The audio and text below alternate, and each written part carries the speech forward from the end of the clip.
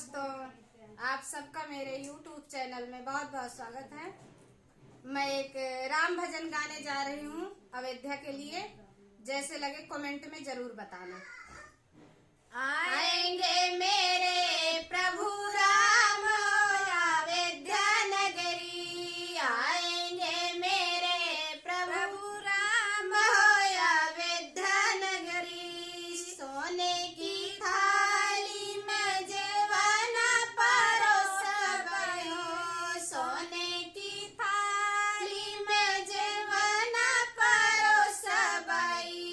जेवना जेवा में हम जाब अयोध्या नगरी, जेवना जेवा में हम जाब अयोध्या नगरी। आएंगे मेरे प्रभु राम अयोध्या नगरी, आएंगे मेरे प्रभु राम अयोध्या नगरी।